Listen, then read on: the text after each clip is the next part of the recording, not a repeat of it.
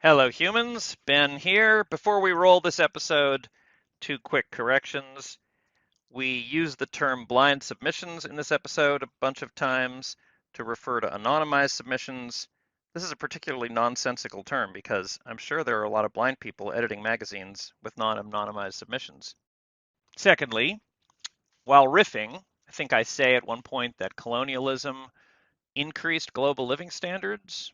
I do not actually believe that it did, and I will link some studies in the show notes.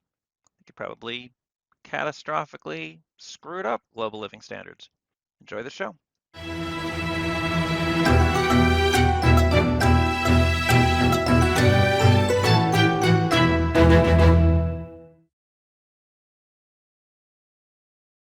Welcome to Mohanraj and Rosenbaum Are Humans. I'm Marianne Mohanraj.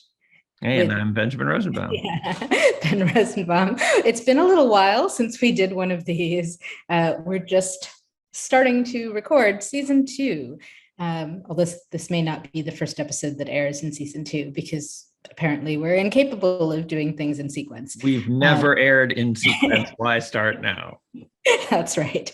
So what we thought we were going to do today is just talk about, what we want season 2 to be, I guess. And at least that's what I had in mind is what did I, maybe even like a little bit of a postmortem on season 1. Like, did it do what you wanted it to do? And did it change over the course of the season from what you thought it was going to be?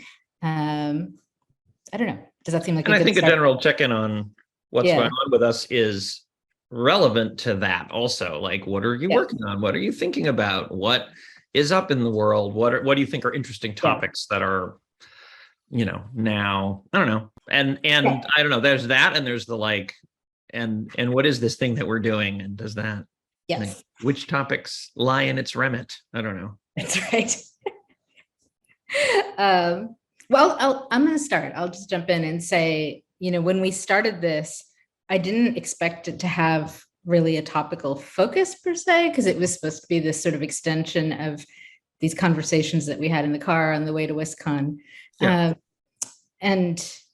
I feel like I kind of ended up letting my other SLF projects kind of take it over a little bit. And I'm curious whether that has worked okay for you, because we ended up doing quite a bit more of sort of talking to writers and editors and about writing craft and so on, so that as part of this Portal project of free writing education that we're trying to put out there. So, which doesn't mean we didn't do the stuff, but that ended up being maybe 2/3 of season 1, right? So honestly, that ratio sounds about right to me. Like, in some sense, it's like, I think there's two thoughts to hold in balance here. One is there's a certain humility in being like, what do people want to hear us talk about? Like on the one hand, it's like, well, a shared expertise that we have is that we're fiction writers. And so like, that's a natural thing,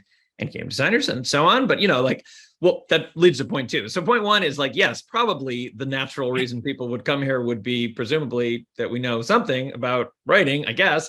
And so like, that would be a natural main topic, but also it is also distinctive of the two of us that we're like pathologically incapable of picking a brand and a stream, right? Like, we both do a million, like we're two pathologically eclectic writers. So, also anyone coming here ought to be warned that they might end up talking about cooking or parenting, or because that's actually all part of, right? Like that is part of the offering. like it's not like if it was a podcast of two people who just like every year kick out a military science fiction, tightly plotted first person perspective, like, you know what I mean? Like, that's all they do, and that's what you're coming here for. But like, I don't know, like the range that's of not what you're getting from us. That's not, we're all over the place. So one would presume, I don't know. I feel like what you said, I was going to say 75-25. I feel like 2/3, 1/3 seems, something like in that range seems reasonable. But it's like, I think a core focus should be like thoughts on the field and advice to, or like, as the Portland bit is like training materials for getting into writing, right? That's sort of a focus. But like, I don't know, all the other stuff, like the politics, the community organizing and the cooking and the parenting and the all of that paper goes. It skills. all goes into. It does go into the books too, right? Like Exactly. people have seen me. I had some friends over for potluck and board games last night, and they were like, "So what's happening in your life?" And well, this week I got the first box of books of my new cookbook, so that's like the big exciting thing. So Yeah. I want and to that's talk the about thing is cookbooks. and Uh-huh. if the conventional writing advice is you should pick a couple of things and like establish your brand in that and like deliver value to your customers regularly that they can come to from what they've come to expect, and then once you have like a stable base, like venture out in a way that's related so that they can follow you. Like that's the conventional writing advice. Neither of us have done that for the past 20 years, right? So it's not something either of us is probably ever going to do. So Which makes it also the like despair of our agents. So right, sure. Which I think my agent knew what he was getting into, but therefore there's a that I think is the jury's still out on whether that's a good idea for us, but on the other hand, it's also an interesting experiment. Like, let's check in on how these two weirdos are doing with their inability to focus on one kind of production. So I think that enriches what we're talking about. So, all right. So that's I think we shouldn't restrain ourselves from talking about whatever comes into our wacky little heads. and balance that with the sense that like I like the Pertalum thing as an anchor of like, and very often we'll be talking about the Turkey City Lexicon or like whether you should go to a writing workshop or whatever, like stuff that is of practical and immediate use. Yeah, I think so. One thing I want to do differently this season, and we've been working on this a little behind the scenes, is be a little more thoughtful. Thoughtful is maybe not the right word. Intentional about who we invite on the show as guests. Well, and that brings us to our third competency, which is that in addition to being A, knowing something about writing, and B, being pathologically incapable of picking up a topic in our work, we also are two like gregarious extroverted writers who've been hanging around for a long time, so we know everybody. So that's like the third pillar of our offering here is like we can con our friends into coming on this podcast. And that's the friends, but like, and our colleague and who we meet at cons and so on. Yeah, no, I think in science fiction fantasy between us, we know a lot of folks, big names, small names, cool names, etc. People. Obviously, we don't just want to talk to people.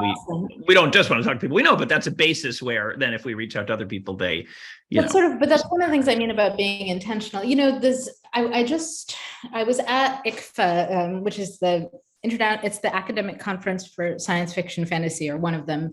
It's one of the main ones. It's down in Florida in March, run by IAFA, International Association for the Fantastic and the Arts. And Farah Mendelsohn did a guest of honor talk as an academic. And one of the things that she was talking about was the history of the field. And at one point she was talking about, what did she call them? Like bar anthologies, right? Anthologies that were clearly made up of the editors' friends that they hung out with at the bar at conventions, right? Yeah. And, it makes me think about, that's a general tension in the field. It's when you're putting together an anthology, I have typically done open calls, but that means that you get flooded with material. And it's a lot more work. It is certainly more manageable to just contact your writer friends that know will give you a good story and see if they're interested. But that leads to kind of repeating patterns of like the people who have been published continue to be published, right? And that becomes a problem for diversity and so on. So I'm sort of generally committed to open calls, but it means that raises an interesting question. To what extent do we apply that to this podcast, given that you and I have limited time? We certainly hope to bring people on who are entertaining and interesting to listen to. So if we've met them before, we've heard them on panels, we know that they give good panel, they're probably going to give good podcasts. That's a big vote in their favor, right? As opposed to if we just like had a form on the site, which we may actually have a form on the site saying, are you interested in being in the podcast? I'm not sure if Darius set that up. We talked about it at one point. But then like if people start sending things in and we don't know anything about them except, here's a little bio or something. I mean, I think there's a really interesting philosophical point here, and it's something that I think you and I often like dig into, which is there is the opposite of the bar. You're talking about in a sense two ends of a spectrum, right? Like, so there's the bar kind of anthology, which I'm guilty of. Like when I did Tumbarumba, I did not have like the resource. I was not going to be like, I'm going to read 1,000,000 pages of slush. I was just like, this is an interesting experiment that my conceptual artist friend is asking, and what he's asking of me is like, some writers, can we get some writers? And I was like, sure. And then I asked my friends who are great writers, and that was never the intention that this is like offering access to, just like, hey, you guys want to write some stories for this thing. Right. It's not the Boston Review. We're making this weird little one-off project. It's not, right. It doesn't have a centrality, right? That might imply a greater degree of responsibility to be like, right. I mean, if you were paying, let's say this was funded by a television money or something, and you were paying $5,000 right to each contributor, would you have felt more? Then I'd probably have time to like do a little more sophisticated, right? So yeah, the level matters. But the other thing is that, it's kind of like those are, in a way, those are two. I'm not sure if I'm going to be able to articulate this well, but I think there's an interesting kind of there's two underlying like models of the world here that are in tension that I feel that there's a Scylla and Charybdis. So there's this part completely closed bar con anthology that's just like the same group of, let's say it's also like the same group of friends who've been going to the bar for 20 years. That's the most extreme example, right? Like really like everybody. And then there's the other pole, which is like open blind submissions, absolutely egalitarian. We are reading nothing but the quality of the work, which is often held up as the ideal, right? I mean, that's like how I wanted to set up Strange Horizons, didn't persuade the editors to it. It is how Jaggery is set up. Well, and I say often held up as the ideal, I mean by us.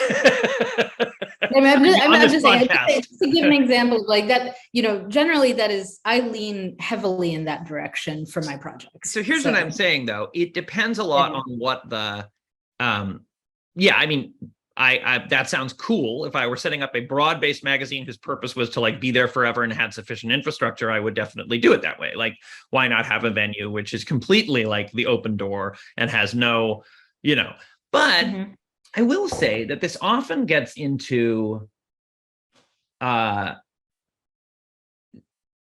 my daughter is I hope she doesn't mind if I say, is athletic director this summer at the camp that my mom started in 1980. So it's had like multiple generations of, I worked there. Me and my sister were like the HR department in the 80s. Like we roped in all our friends to work at the camp, right? Like literally like, like 5 or 6 of each of us brought like 5 or 6 people who all like really got into it and like started programs and like, would pitch my mom on like, let's have a drama program. And then there was one the next year, and all people brought their friends and they brought their friends and whatever. And that is both, and I have these interesting mixed feelings about it. Like, obviously that produced all this great, it was my mom's educational experiment. It was this very sort of progressive way of, the kids set the curriculum. It's very responsive to their, like the mantra was, it was like, we were secretly teaching them as much as possible. It was a computer and sports camp, right? So secretly teaching them as much as possible, but like, it's camp, not school. So we can't make them do anything. There's no grades. There's no fixed curriculum. We're not telling them what to do. It's whatever you want to, your hat camp, get to whatever you want to do. And then the counselors secretly have the agenda that you're going to learn. So like, let's make a really cool game. And I'm going to be teaching you loops and variables. And you know what I mean? Like that's in my head. And you just think you're having fun.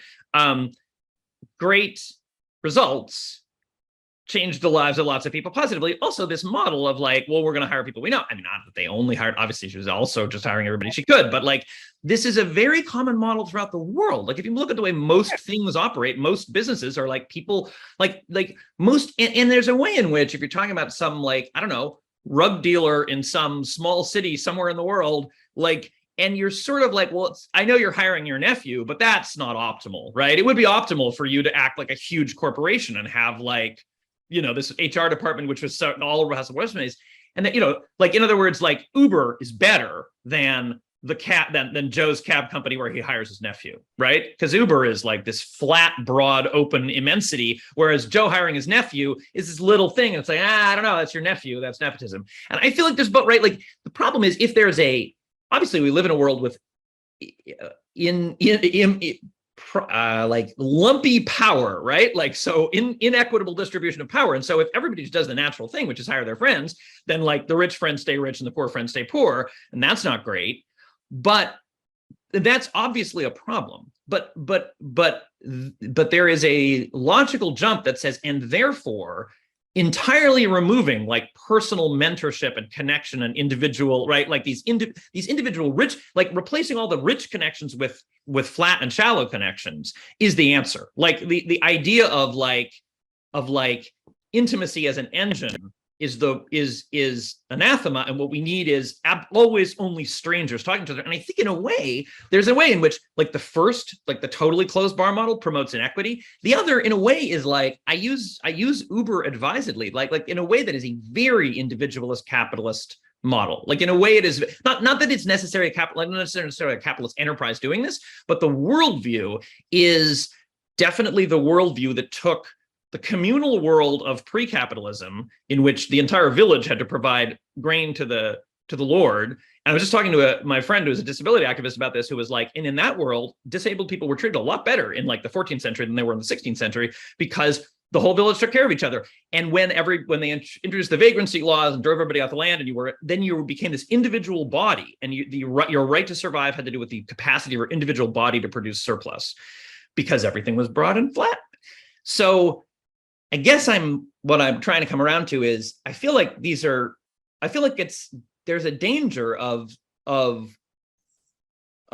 throwing the baby out with the bathwater, and that is there a possible model in the middle in which you have a network which has rich connections but is not closed. You say, okay, I'm hiring my friends, but it's my obligation to make new friends. Like, it's my obligation to hire not just my friends, but my friends' friends and new people I discover. And when I go to cons, I'm looking for lonely people who haven't made a connection yet. I'm trying to bring them into the network. So I have a network which is rich, and I'm growing it, and I may be consciously growing it in directions that oppose the concentration of privilege. And that is something that, it's interesting to rhetorically talk a lot about the open broad flat model, but in your praxis, what you actually do is very often look for people who are not yet connected, and to connect them, which is different than saying connections don't matter.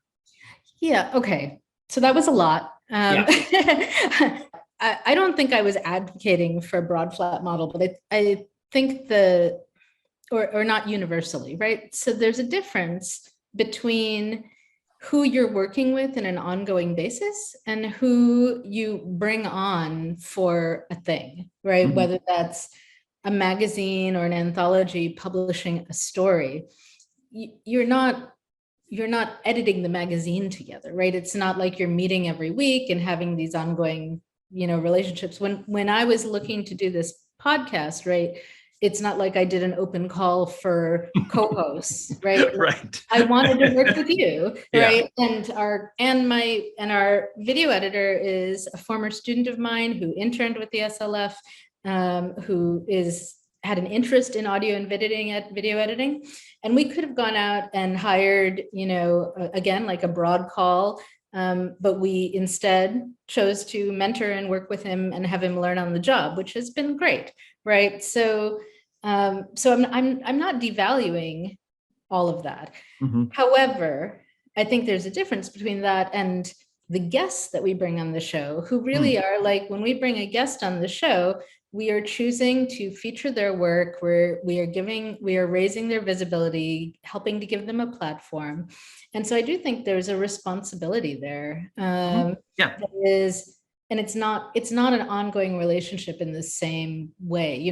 Generally we keep to some extent in touch with most of our guests, although like Avery Alder, who came on, who's a game designer who you knew, I've had no contact with Avery since that we recorded that episode, and I may never again, and that's fine, right? Like it's, so I guess, yeah, and when we were putting together Strange Horizons, we joked about it, but it is true that the first set of volunteers, a good half of them were people I dated, right? And so there's certainly a lot of arts culture that is built on those relationships and connections, friendships, people who went to school together, did workshops together.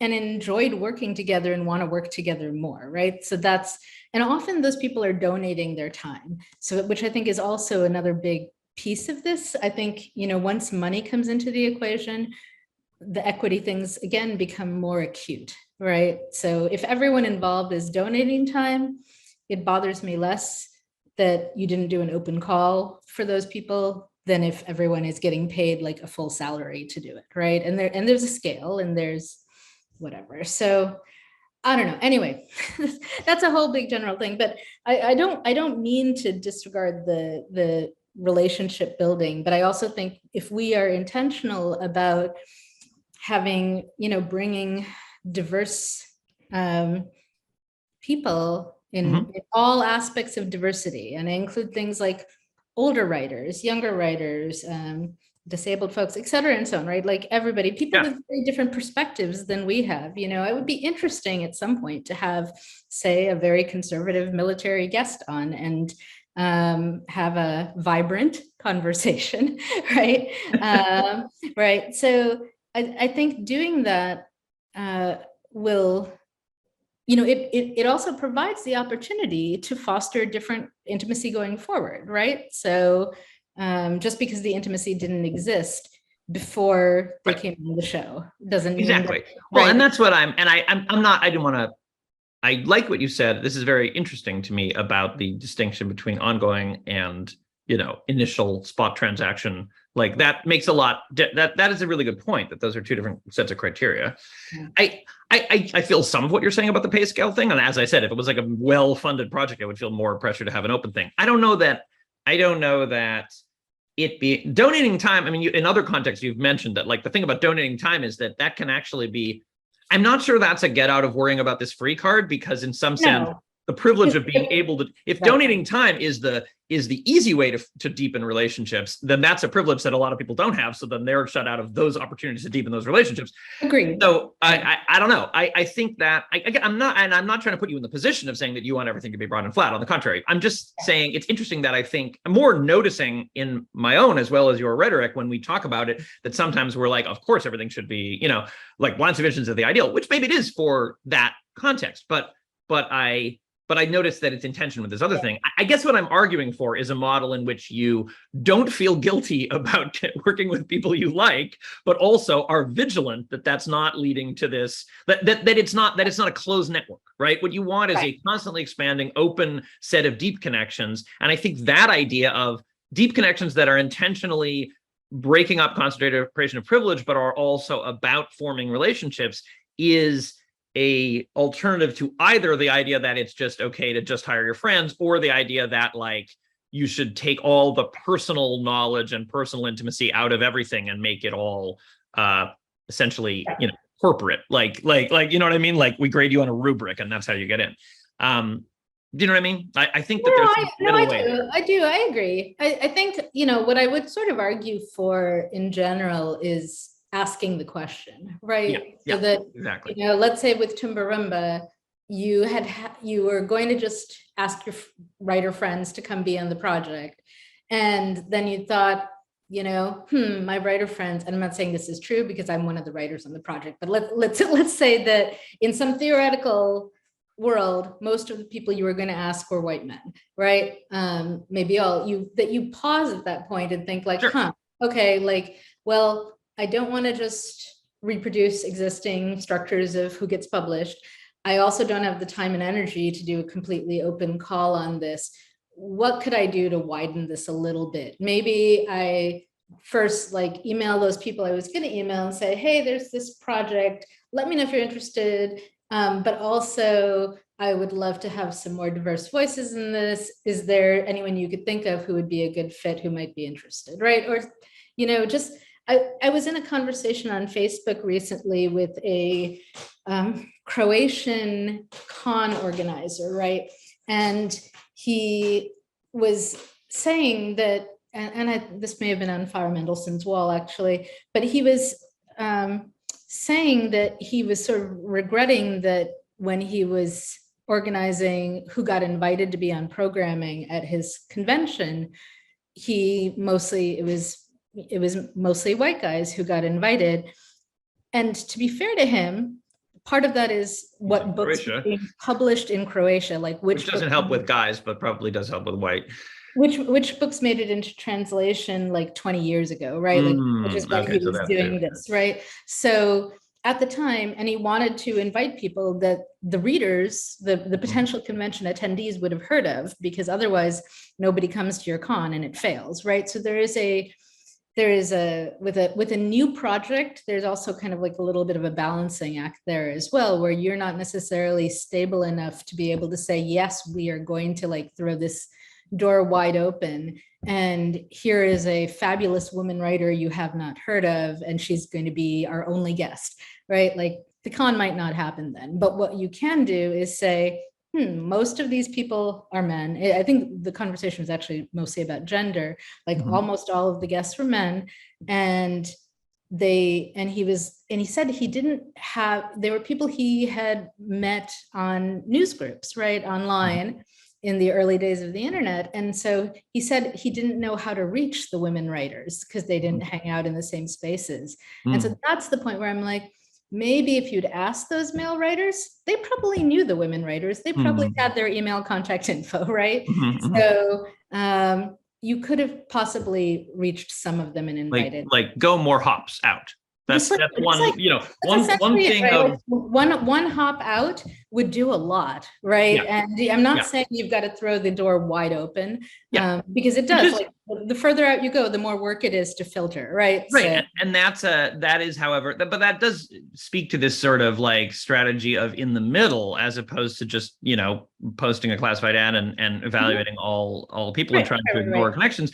It's like go more hops out, right? And look and intentionally. I did actually think about diversity when arranging Tumbarumba, but that's not, it's that's also a thing where it's like there is the presumption that if you are that it will necessarily concentrate privilege, but it might not, because in fact, I don't know, my center of gravity is WisCon. It's not like my science fiction writer crew is particularly homogenous, right? I know, but you're atypical in this, right? But yes, but I think that's but that's partly intentional, right? Like that is a way to, like, I'm just saying, rather than feeling like the only two alternatives are hire your homogenous friends or like have complete open, blank, everyone's the same. It's like, you can also try. That's what I'm saying. The strategy of the middle is like grow your relationships so that they include more than just, whatever, the people you grew up with. You know what I mean? Like, I don't know, the people I agree. I think we're saying the same thing. We are saying that we're basically in agreement on this. I want to kind of like, just for anyone listening, talk about like what we did in choosing guest first season versus second season, because there are some differences, right? Yeah. So first season, it was all very ad hoc, and it was mostly like, who do we know who we'd like to have on the show, right? And I think I love everybody we had on the show. They were all fabulous guests, and I think we actually did hit a somewhat diverse set of people without trying very hard, which is great. But what we are trying to do for season 2 is we sat down and kind of made a wish list of some guests ahead of time. And then we actually, I talked Ben and Darius into, sort of making a list of categories with checkboxes so that we could easily see, glancing at this spreadsheet, how are we doing on gender, race, etc. Also things like big names versus not so, emerging writers, etc. So that we could just have a more intentional balance going forward. So I don't know, we'll see how it goes, right? Like it may be that as we reach out to people, there are going to be, lots of people who are not available or not interested, and it may be harder to balance than I think. Or more likely, I think what's happening to me already is I keep thinking of more people I want to add, right? The other day, I was like, oh, we don't have any YA people. I would really love to talk to Tamora Pierce. I want to bring her on the show. I'd love to talk to Jane Yolen. We should bring her on the show. Like there's children's writers. There's a whole nother category there. And so, actually, I think a thing that we didn't do, because I think we looked at it just in terms of like, known, well understood categories of we want to make sure that we are people who like the field as a whole are underrepresented in the field as a whole, we want to make sure to include. But something we didn't do, which would be a fun and interesting exercise, is to take at any given point the set of N guests we've had so far and be like, what is a characteristic none of these N guests have? Like, what have we absolutely not got yet? And then just keep doing that would be just great. keep doing that. That would be really like, because that's not like a preconceived notion of what constitutes diversity, but it's just sort of like being like, oh, you know, we've never talked to whatever, some whatever it is, right? That would be interesting to see what you got if you kept iterating on that, you know. And we, you know, and of course, you know, we have mostly focused on like writers and editors and so on. Like there's also huge other categories that we could bring on. Like we could bring on scientists, for example, right? And so we could bring on, I'd love to bring on a librarian at some point, you know. So it's I do feel a certain responsibility in terms of the raising visibility, right? You know, if we bring on a I don't know, let's say a scientist who works on the science of aging and so on, I think that would be fascinating. I'd love to talk to them and learn from them, but it does like take up a slot where our podcast is probably not going to be particularly helpful to their work, right? Whereas if that slot went to an emerging writer, it might give them some much needed visibility. And I don't know. There's probably an potentially an interesting hack there of like, you know, I mean, I'm not sure that's such a problem because it's probably for any given like interesting science thing, it's probably not that hard to find an interesting science person in the field who has a book they want to promote that people who read science fiction might like to read. So, you know what I mean? Like there's some. Sure. Yeah. No, that's true. I guess that's true. So there's some, you look for the overlaps, I guess is what. Yeah. And of course we could have two guests on at the same time, right? You could have the scientist talking about the research and the emerging writer who's working in that subject matter, right? So in fiction. So, and that would be an interesting conversation. So anyway, that's kind of what's happening in the background. And for anyone listening who's like, but I want to be on the podcast, we're going to figure out whether we'll probably have a form that you can pitch us. Yeah. So, but it's, you know, someone did, I was talking to a podcast on Facebook at one point and someone did post a comment. They were saying, well, could I be on the podcast? And I had this moment of like, we need to have a process for this because I don't know this person. I don't know their work. I haven't read anything of theirs. I have no idea, right? You know, and there are limited spots. Yeah, I mean, it's not just limited spot. There's also another piece that that you've alluded to, but we haven't specified specifically, which is the quality of the podcast. Because how much we know about or rather our certainty about the quality of podcast, because it could of course be that somebody who's completely out of the woods is going to be amazing, but you know, it's more the predictability of like, if we've been on a panel with someone, we're like, that was a great conversation. That would be great to have on a podcast. That is obviously a higher predictor. And yeah, I guess that's what I'm saying about connections that are rich. Like that's functionally important. If you know you can work with somebody well, or you know that like that is I mean, it's different when we're talking about magazine submissions because really you're talking about the story. You have the entirety of the story. In the case of blind submissions for a magazine story, like you are looking at the story. You don't need to know, like, especially if it's not an ongoing relationship. You're not saying, oh, well, this is the first chapter, but I haven't seen the rest yet. If you literally have everything in front of you they're looking at, there's really no reason you need a richer connection. You could just judge on the story, which is blind submissions for a magazine. Blind, that's not the right word. That's an ableist word. Anonymized submission for a magazine are great. But you know, for cases where you're like, I'm inviting someone to be a guest of honor at the con or to come talk to us in an unscripted fashion, it's like, well, if you actually already know what they're like, that helps a lot. So, you know, I mean, the other thing, we could have a form on the site, or we could say, you know, this podcast reach is not that big yet. If you're listening to it now, you probably know somebody who knows somebody who knows us. So like, tell them to tell us that you want to be on the podcast. Until we have a form up, that's the official right. Or email us. You can find us. I don't know. That's right. We're pretty easy to find. So there's a good example, I think, of, you know, I hadn't initially thought about having actors on the podcast, but I was at George R. R. Martin's house, and because he's one of my editors for Wildcards, and I was visiting and doing a writing retreat down there.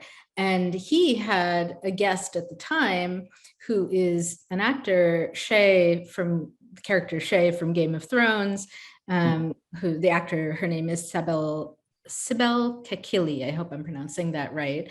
And she was visiting, something about visas and whatever else. I don't remember the details, but she was, I liked her character on the show. I thought the actress did a good job with it. But I didn't know anything about her. And it turns out that she's super involved with women's rights work in her home country. She's smart and funny and articulate. And she like had the dining table in stitches at various points. And I was like, she'd be a great podcast guest. And the only reason I know that is because we happened to be at a dinner together, right? And we, so there's that added information that you do pick up through networking at conventions, at bars, et cetera. So on. But it gives you data that is helpful in that's why the rich connections matter, because relationships matter. In a good way too, because they are more nurturing and connective and bind communities together, as opposed to everything being whatever. We've already said that a bunch of times. I have a transition to a different topic. I did want to say one correction. Finish what you said. I've already had an actor, because we had the narrator for the. Oh, we did. We had a voice actor. That's right. Well, he's also a stage actor. And a stage actor. No, we didn't really talk about stage acting, but yes. But yes, go on. Okay, so I'm going to transition from this rich connection thing, because we were going to talk about another thing we had thought about talking about today was just how we've been for the last, since we recorded last season, and what's going on in our lives and so on. One thing I've been thinking a lot about is, when the pandemic hit in, somewhere around February, March 2020, I was pretty confident it was going to be at least a year, and quite possibly 2. I thought by 2 years in, we'd be done. And we'd have vaccines, which we got vaccines super fast. And we have made great progress, but we are not done, right? Like these variants keep coming and coming. We're currently in 4.5 or something like that. I'm not sure. Next month I have at the board meeting, I'm on the school board, we're going to be talking about, okay, when school starts in the fall, what mitigations are we putting in? Are we going to require masks again? Yeah. And, shield testing and whatever else. And, I had friends over yesterday for potluck and board games, which pre-pandemic we did like every other week. And it makes me so happy. Right? Like that kind of casual socializing does a lot for my just general sociability, mental health, et cetera, so on. And when I guess the transition here is, even though I did Zoom teaching through the first year of the pandemic, and in-person teaching with masks, but in a more limited way than we just didn't see the students as much, like they were coming to office hours less and so on, and often smaller classes too. I feel like there's a dearth of social information during the pandemic. Does that make sense? Like a Zoom conversation as opposed to an in-person, you're already missing a big channel of communicative detail. And it's exhausting also. You're functioning in a way in which you are having this very unnatural way of receiving the information. We have to focus on a small screen for a long time. And it's interesting. I think that plays into how connected I feel socially, because it's sort of like, right. And people I've only met through work on Zoom. It's like, a lot of it is like, are you actually a real person? I don't know. This could all. So I don't know. I guess that's just something I'm thinking about a lot right now, is how careful, do I and my family want to be? How are we going to be balancing that with socializing? Yesterday when we had board games, I invited a lot of people. Only about 10 people were able to come, which is fine.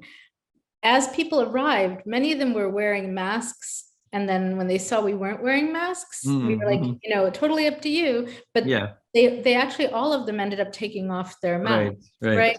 And I'm Mhm. sort of like, oh, should I have kept my mask on? Like, was there a social pressure that I was not intending Mhm. to Mhm. Yeah. end by taking by not wearing one? And it's, I don't know. I don't have I have no concrete Yeah. here. I'm just struggling with this. Well, I have two. Yeah, one thing that I want to talk about in a later, in some episode, is the general sense of like disillusionment. I guess that's actually a better word. It's not so much despair, because I think in some ways, there's just as much like work to do, and the work is never finished. Mhm. We are neither obligated to complete it nor free to desist from it, or whatever Rabbi Tarfon said. But disillusionment with, I don't know, the world order and liberal democracy as a concept and so on. I don't know, whatever. Like and part of that is this reaction to COVID, where it's like, Mhm. yes, we now have COVID forever, and we did that. We Yeah. could have not done that. That is, I have this level of rage about that, where it's like, this was solvable. Like, Right. if everybody had behaved, like some countries managed the initial phase one, like before Delta happened, we could have killed it. There never had to be Delta. There only was Delta because not everybody played ball.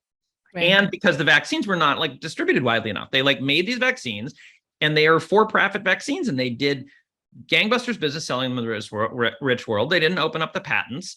There were a lot of sort of vaccines that did not have as high effectiveness in studies that were the ones that everybody else got. There was this, and that is not, it's a pandemic. I mean, you can do that kind of, I mean, even just purely selfishly, you can do that kind of evil bullshit if you are trying to hoard, I don't know, food or something. You can't hoard immunity. Like, if the other people are generating variants, you're going to get those variants. Like, that's just, it's not even like stealing all the food or gold or oil. That's just like, because those things work. You could have all the food, then you would eat and the other people would starve. But if you try to be the healthy ones and make the other people the sick ones, that doesn't even work.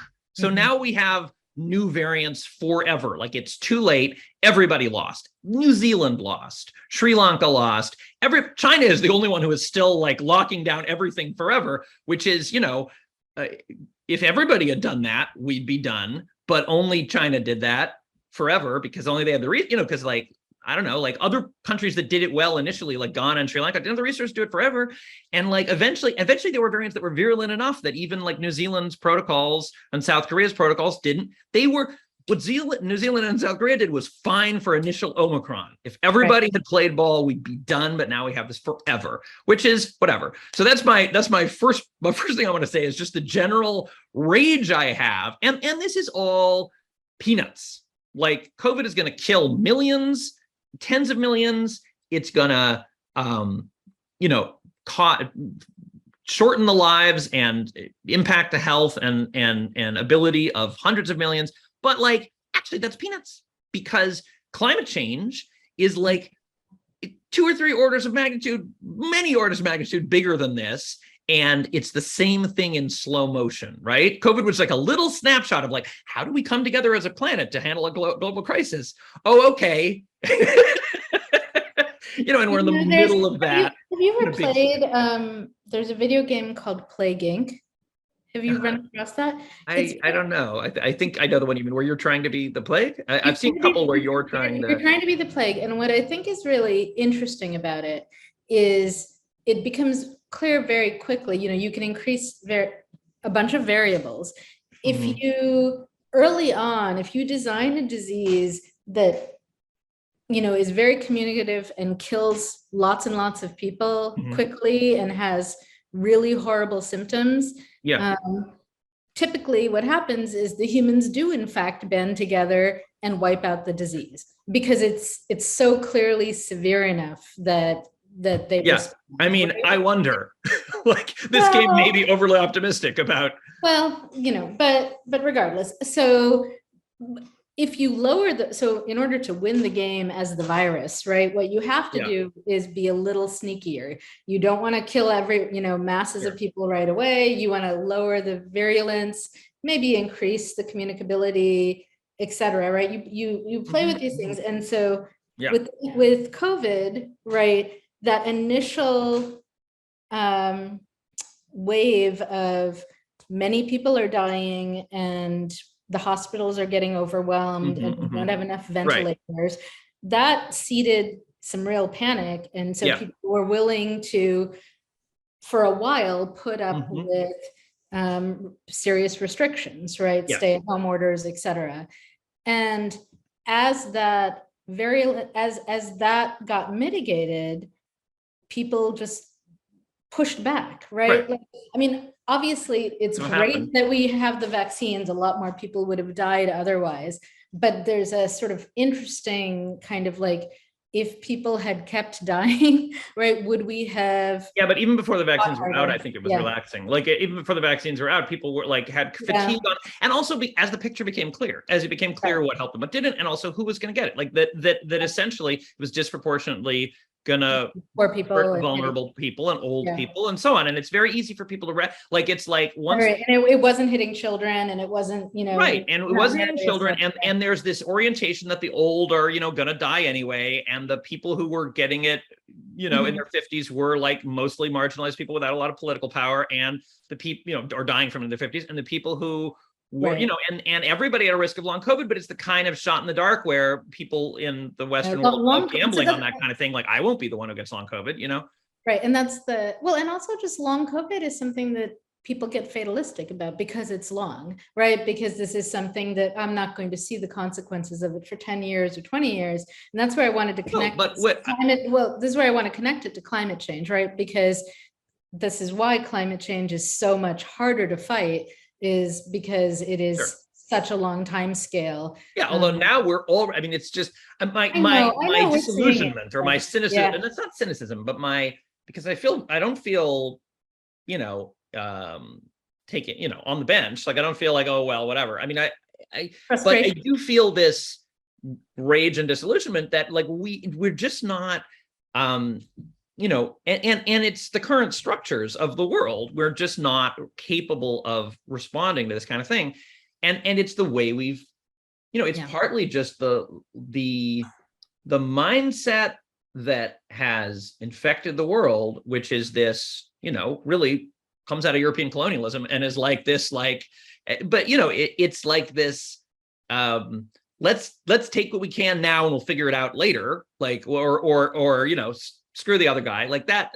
Well, I'm not that. Plenty of people did that throughout the world throughout time. Yeah, I was going to say, I don't know, but it had a. But, I'm happy to yell at European colonialism. What European colonialism was sure there obviously, like, people selfishly taking resources is like pretty old, right? That's all chimpanzees do that. The very natural human tendency, as is the natural human tendency to share. Like, both tendencies are there. Like, and lots of societies have had this marbled through them in lots of different ways.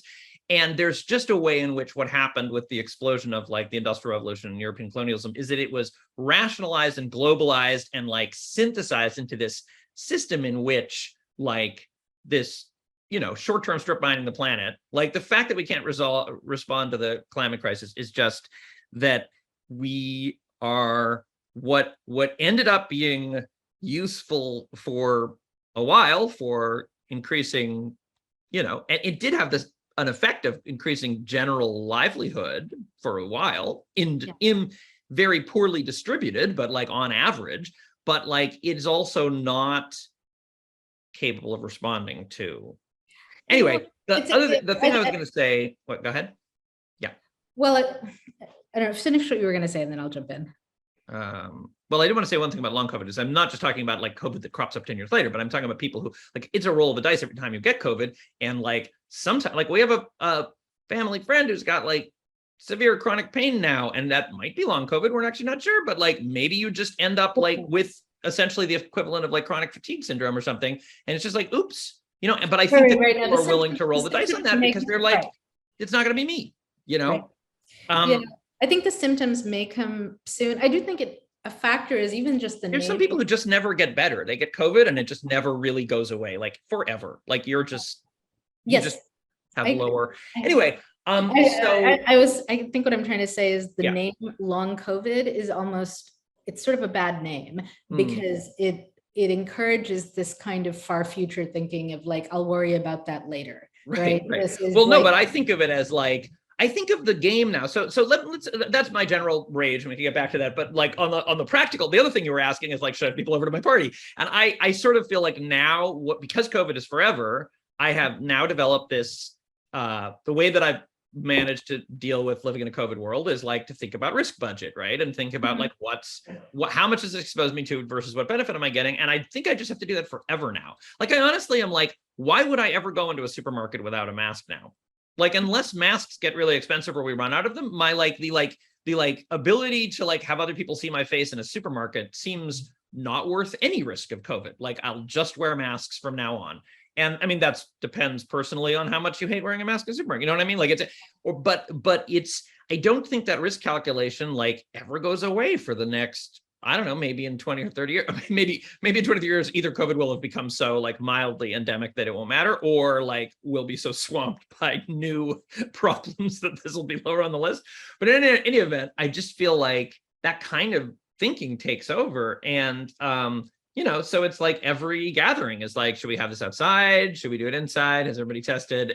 Maybe not, but maybe this is important enough that I don't worry about it for now. But do you know what I mean? It's like, it just feels like it's a constant ongoing cost of, because I do feel like the game now is not to not get COVID, right? And it's not, it's not to like, I'm going to get COVID more. Like I've had it once, I'll get it more. The question is really just to lengthen the amount of time in between. And I'm really, the thing that's concerning is both being a vector for propagating to more vulnerable people who will die of it, which is not very theoretical, like my parents, Esther's parents, right? Like I don't bring it in their house. And secondly, like, to like every time I get it, I'm rolling the dice that I will have permanent damage. I mean, we do live with this already. We did before. It's just it wasn't so communicable and prevalent, right? So things like whooping cough and flu. Like I remember, I don't know, a decade or so ago, my friend's son got whooping cough, and she was like, "You can't go visit grandpa until this is, because it could kill him," right? So. Yeah.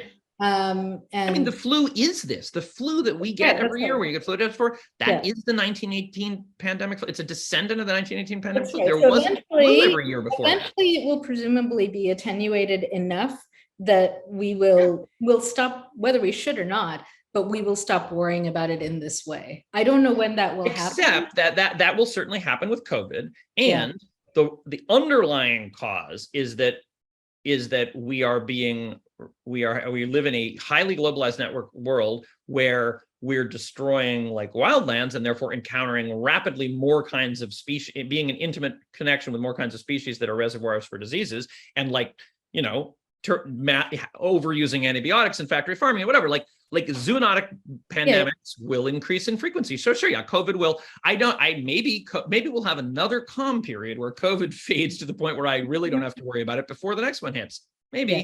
But my general level of confidence that we're gonna. Right. It'll be interesting to see whether the next pandemic, and I hate talking about this way, but we should expect another one within 10 to 20 years, right? And possibly a couple. I hate saying that stuff out loud, but that is my understanding from the scientists. I hope that our response will be different. I don't know. There are pieces of this that we did do well, right? I don't want to be too despairing, right? Like we did amazingly with vaccines, right? And we did have, a not good enough, but at least there was an effort to fund vaccines and get them to, my brother-in-law works for the UN as a healthcare economist, right? So he worked on COVAX, which was this funding model for getting vaccines to the developing world. So, we did some things right, just not quite enough, right? And I think that, I'm slightly more cynical than that, in the sense that I'm sure that, they were absolutely doing their best, but it's kind of a Band-Aid, because what happened is that there's a bunch of patent holders committed to making money out of this, and then a fund is set aside to try to, right, but that isn't actually a solution. Right, well, it might have worked, but it's, I mean, I think it made a huge difference. I mean, in terms of how virulent it was in various. Well, I'm sure it places, saved a lot of lives. Yeah. but So it didn't fix didn't it. vaccines. No, sure. It didn't fix it in the same way that, like, is it who was it? Now I'm gonna blank on Pasteur. Who was it who like refused to patent his vaccine? A lot of people, I think, early on, but yeah, there was Salk, right? Yeah. Who so we may get something like that again. We'll see. Like, hopefully we learn and we do better. Well, I mean, I think partly, well, I mean, yeah.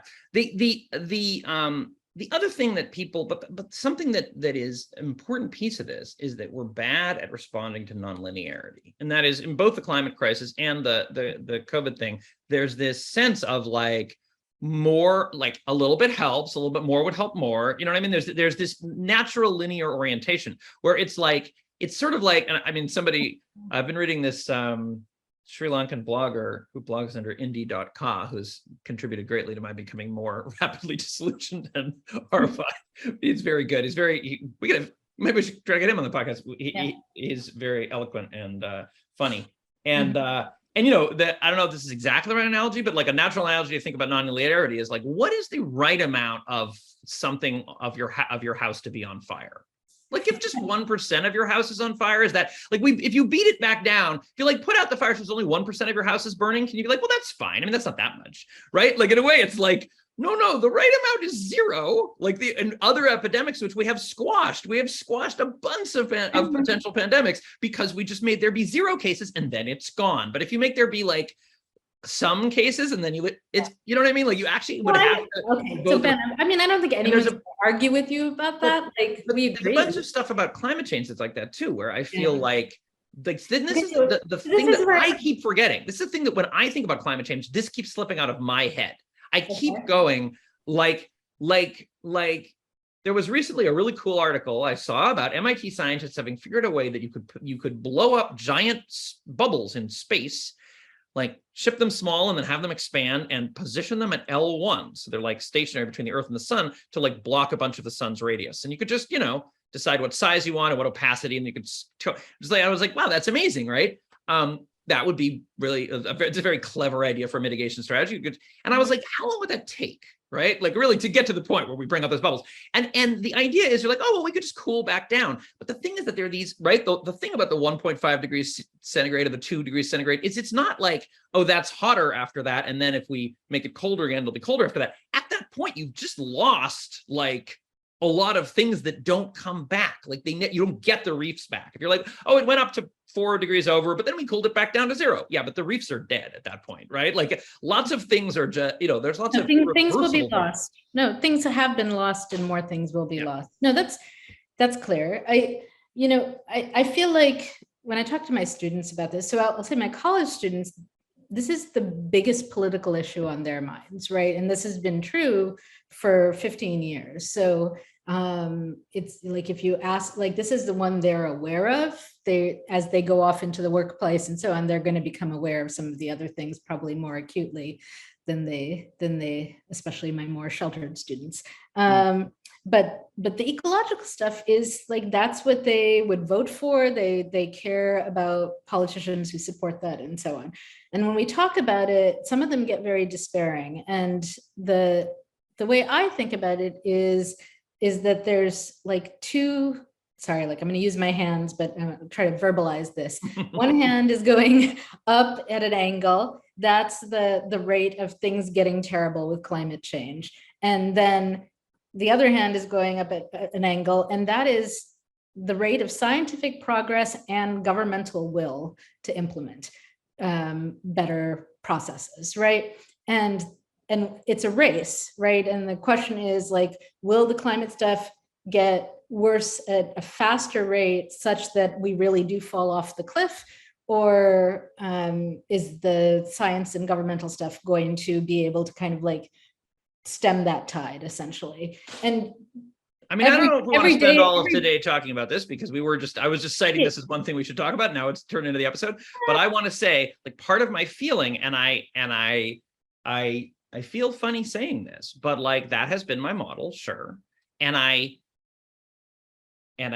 this isn't just like a blanket cynical despair, which says, oh, there's no hope, we shouldn't do anything. But like, I literally think it is actually the case that we lost that race. It is too late. Like that didn't happen. Like, and I'd love to be proven wrong, but the part of my concern about this has to do with the fact that you're right. It is the second angle is scientific progress and governmental will. And the thing is that I don't think that's going like this. Like, I think that a bunch of things are happening in our global polity, including like the United States having squandered any of its like moral authority and political will as the like unipolar governance of the world. The fact that we're in a new Cold War, a new great power competition. Also, the fact that we like the particularly in the United States, which I'm very connected to, but I see the Switzerland and everywhere too. But the sort of like the way that I was just at the gun rights rally, like the mass shootings are another interesting example of this. There's just like it's incredibly dystopic from the point of view of everywhere else in the world, the degree to which we've acclimated to it. And there was just this big celebrated bipartisan thing where they made it somewhat harder to get some assault rifles for some people with problems with obvious red flags. And that's a victory, and it is a victory that will save lives. Having somewhat harder to get assault rifles will save some lives, and those are real people's lives and worthy of celebrating. So that's one side of it. And the other side of it is so horrifying, and that was our shot because the midterms are coming, and historically we probably don't do that well in the midterms. The Supreme Court, we're now in a next 30-year period where we have a conservative Supreme Court that's going to strike down. So it's like we live in a global society in which things like, we have most people are consuming so much of their information and media from algorithms that are designed to provoke controversy. Like they're pro-flame war, they're optimized for resentful, angry engagement. That's like that's what those computer programs do. That's what we live in. And like, so the idea that the idea that the political will coalesce to, no, like that, you know what I mean? Like, I disagree. So I think here's my take on it is that, the climate stuff getting worse is essentially a progression, right? It's going to just keep getting worse. I'm not saying a nonlinear progression with like but fairly steady, right? In the grand scale of time that we're talking about here. Whereas both science and government are I think much choppier. Science creeps along, then makes a leap, creeps along, makes a leap, right? Like that's kind of how scientific understanding works. Still basically always going forward. Government is like loops around, crashes, goes backwards, etc. Right? Like it's a hugely messier thing, but still potentially, I think. I mean, I'm an optimist, right? Like I look at where we are on women's rights, where we are on race stuff, where we are on all kinds of equity concerns, and we are insanely better for most of those than in my grandmother's time, right? Like we've made massive leaps in the last 100 years compared to human history as a whole. It's astonishing, right? So I'm not willing to kind of give up on that. I feel like what's happening here is that what we have is I'm seeing more and more on the local level. Like we're doing a renovation of the fields at the high school at the board meeting on Thursday, we were talking about, do we budget for adding geothermal, right? And it's going to be balanced. The cost of that, which will pay for itself long-term and is good for the planet, is going to be balanced against the cost of we could use that money to hire more mental health counselors for our students who in the wake of pandemic really need it. So there's always kind of this balancing of urgent needs. But the ecological, we have a sustainability committee now, which didn't exist 10 years ago, right? Like the ecological piece of it is making its way into the public consciousness in a way that I don't think was there before. And it's going by fits and starts, and people are still, for the most part, working on things like using fewer water bottles, plastic water bottles, when to get the kind of change we need, really it has to happen at the governmental level. So really has to be electing politicians who are going to make these things happen and prioritize them. But Well, okay, I'm passing it back to you, Ben. We had to stop for technical stuff. So have your say. Okay, well, I will. I mean, I feel like this is a much longer discussion. We've sort of won. I mean, I feel bad that some of the episode is about this. So, but we should probably bring it home because I think it's a much longer discussion. I will say that I hope you're right. Once again, you are the Resnick and I am the Malzberg in this situation. But I feel like the climate thing is nonlinear. I feel like everyone is precisely relating to it. Like, well, if we put in a little, if we move the needle a little this year and then next year and whatever. And I do feel like it's like, it's like one of those things where you're trying to, to keep asteroids from hitting Earth, if we go out and get them at the orbit of Pluto, we only need to nudge them like an inch, and then they're like going to miss it by a million miles. And like, had we done that kind of thing in 1970, we would be fine now. But like at this point, the asteroid is very close. So like in a way, it's like 2030, right? Like 2030, the ice, they're just going to fall into the ocean, the ice shelves, and then people are going to be like, oh, but this year we're going to prioritize it. There's very nonlinear, sudden, massive shifts coming that will not, and also like the people who are like, should we install? And I'm, by all means, of course they should be doing that. And the local level is, great. And like, I do think that people are increasingly motivated about it. I'm not saying that people don't have their heart in the right place or whatever, but I also think that like those investments of like, we're going to have our geosurveillance or our mental health clusters, and also in 10 years, 1 billion climate refugees are coming. So this is all going to be like shantytown tent cities. Do you know what I mean? Like it's the amount of disruption that's coming is so out of scale with the feeling of linearity. And the other thing is that I just feel like it's not that I'm not like that thing with the, I went to this gun control rally, and I was like, yes, we have to keep working and chipping away at the problem. Maybe fewer mass shootings would be good. So we thought that's lives saved, so we have to do it. But at the same time, I'm like, well, at the moment, it looks bleak for the immediate political future in America, like both in the judiciary and the legislative and the executive. And maybe it'll turn around and there'll be a blue wave and everything will be great and we'll pack the court. But still, like even in the best possible scenario I can imagine, like that's insufficient. Like the political will was insufficient in Obama's first term. It was insufficient in Clinton's first term. Like there was no time in my life where the way that the American government was organized was such that it could make the changes that are now necessary. That hasn't ever happened in my lifetime. Maybe FDR's first term, you know what I mean? Like if you go back to FDR, maybe, you know what I mean? Like, yes, that level of like New Deal level of like, we're rewriting the rules, we're changing everything. And that may happen once there are shanty towns everywhere from climate refugees. But again, like at that point, but the last thing I want to say is the reason I say that I'm not despairing is that I'm like, wow, I feel like my political model that I've held on to for my whole life, which is the same thing you're saying of like these intersecting lines, and like if we work hard and like we can turn the boat in time and whatever, it's like, oh, maybe that's too late now.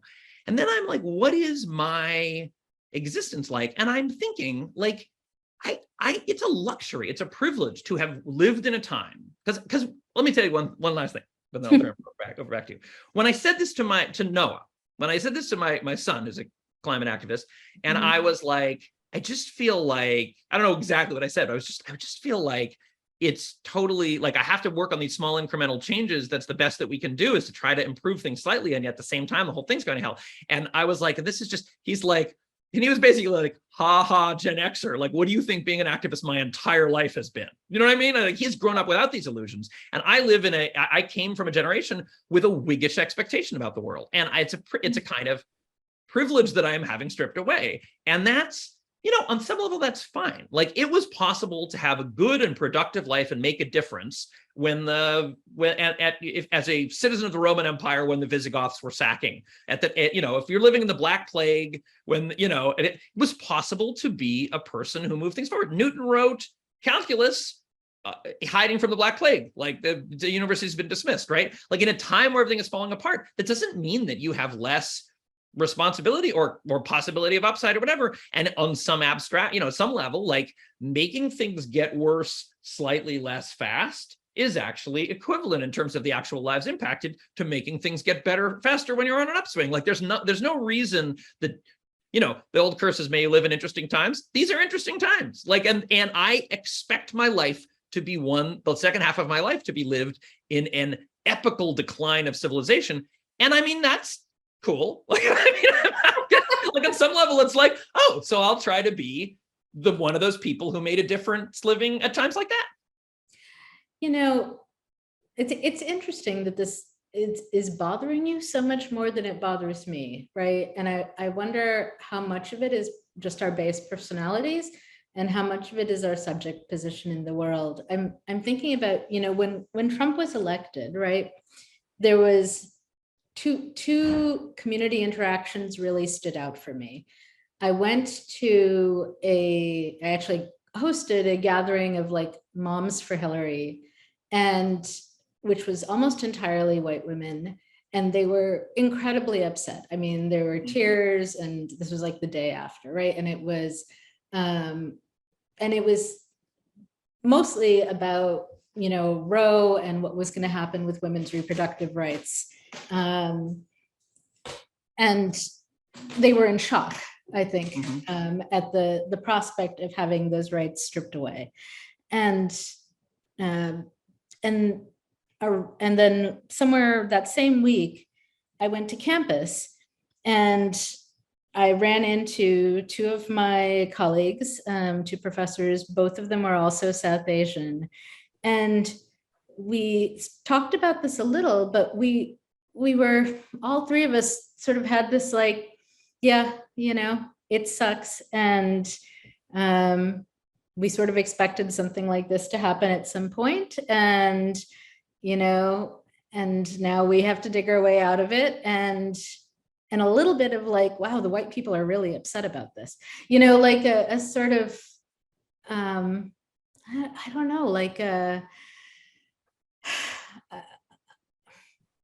yeah, there was a great Saturday Night Live skit about this with Dave Chappelle the morning after the election, and all the white people freaking out, and Dave Chappelle being like, "You didn't think he was going to win?"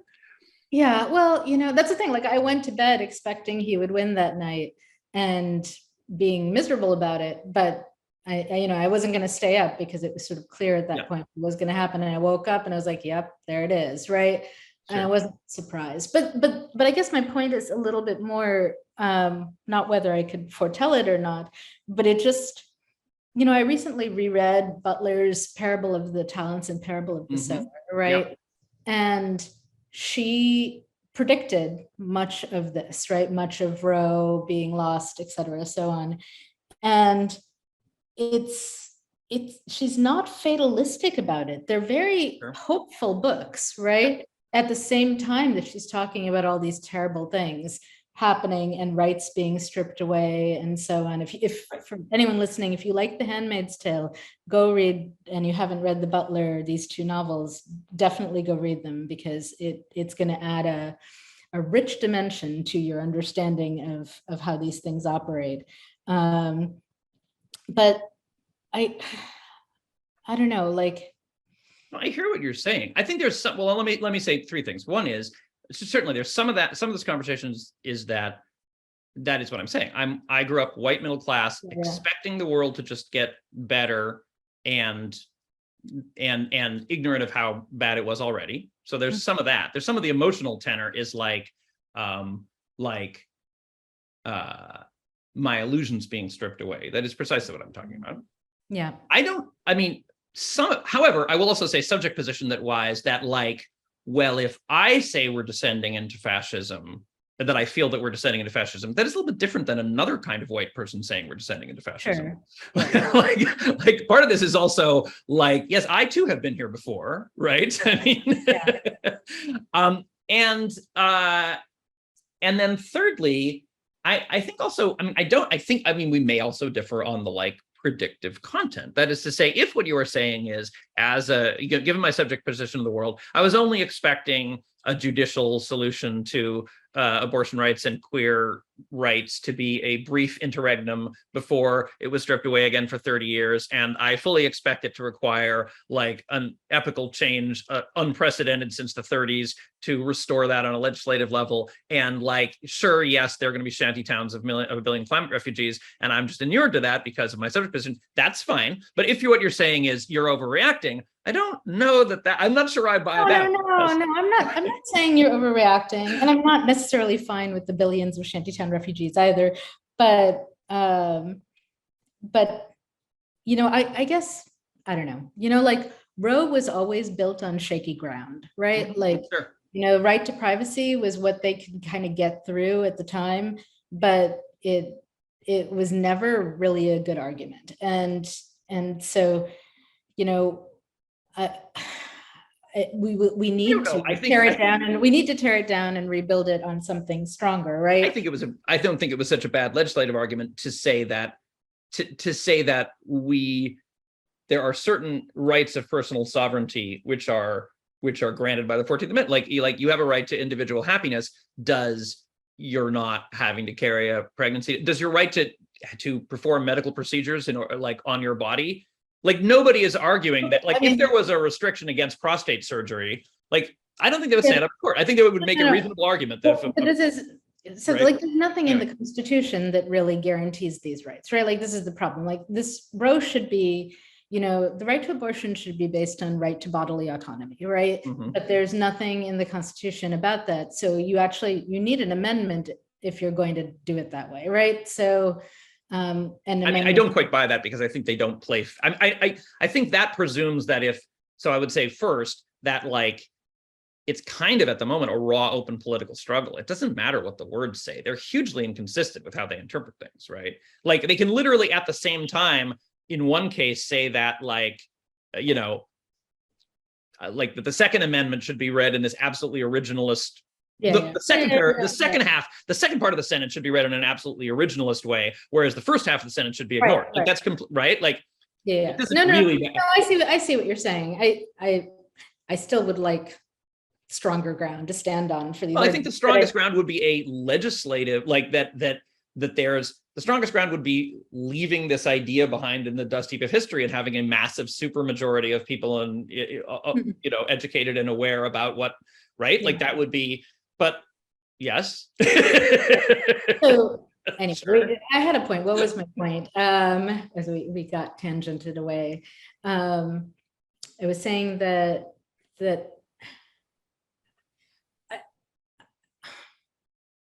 don't know. I think. Well, let me suggest a couple of possible segues. One is that we could keep digging on this if you have more that you want to say, but I also feel like that's not a bad summary and we could dig into it more later. We could continue with our general, like what's season 2 going to be about? Or if you think that is a lost cause, we could also make this a little bit more on topic by saying, okay, given this perspectives that we have about what the coming storms and that I think we're both on the same page that Octavia was right on in Parable of the Sower and that's the moment we're living in. Given that, what maybe a good segue is, so what does that mean for us as writers? Like because that's an interesting question. Yeah. What should I be, what project, how does this affect the project of what we're writing about and how we see the future? I mean, to some extent, our shared job that we're talking about here is imagining the future. So how does that, you know, or futures, I'd love other ways of being or whatever, other wares. Okay. I'd love to transition to that. I did have one other climate thing I wanted to say a little, which is just that, you know, I'm a gardener, right? And so part of my interaction with climate change is through my garden, through watching garden shows, you know, watching things like the Monty Don on this British gardening show that I'm blanking on the title of, but it's huge. And talking, you know, and he's talking about things like climate change. He's talking about how, you know, there are plants that they've been growing in British gardens for several hundred years that they won't be able to grow in 5 years, you know, and, you know, they're going to end up probably shifting to maybe a more Mediterranean style gardening. It's going to be huge, right? Here in Illinois, you know, at the time I started gardening here about a decade ago, we had changed zones. We'd gone from 5B to 6A, I think it is, which is shocking, right? Like zones typically don't change, right? And I think about things like the Great Oxygenation Event, where times when our planet has had massive climate change in the past and vast quantities of species have died off. And, so yes. That is some consolation that no matter how, I tell my kids, I was telling Noah this too, like no matter how lethal we get, we're always going to be number 2 to cyanobacteria. Yeah, that's right. Right. So, so I guess this is, my version of fatalism, is that it is sad when we lose species, right? It is tragic, and, let's hold on to the cells and maybe we'll figure out how to clone them. Let's hold on to the seeds. Maybe we'll figure out a way to grow them going forward. All of that diversity I want to hold on to, but there are also, life is always adapting, right? Sure. And there are always new things emerging. There's a huge debate in gardening around native gardening versus non-native, and the sort of simple version of it, people get very like, well, we should just plant natives. And there's kind of a more complex response, which is that, there are some invaders, there are some immigrants, right, who actually adapt really well to the environment and end up fostering pollinators, end up integrating. So I'm I don't know, I guess I'm a little bit of a fan of evolution here, like I don't want to see humans die out. Well, I don't think humans are going to die out. I'm actually more hopeful that that's one thing that's different from when I was a kid, is that what the different valence. I did have this other interesting conversation with my kids recently where they were like, where Noah was like, this must just be this moment you have when you turn 18, when you turn into an adult, where you just realize like how bleak, the world is compared to what the rosy view you had as a kid. And he was like, does everybody have that? And I was like, when I was 18, 19, 20, the Berlin Wall fell. Like, it was like, I was alive and I waited for this, right? Like, that was the song. Like, it was like I had been living under the specter of being blown up, like everybody dying. What I had been told was that all humans would die probably soon. And that stopped for a while. It ended. And I was like, wow, I had an enormous weight off my shoulders when I came of age. So, and I now don't actually think that humans going extinct is really in the running, because frankly, I think the biggest threat to humans, climate change will kill billions. And I think that climate change will lead to massive migrations of people, which we're politically not equipped for. And the most likely outcome of that is fascist states.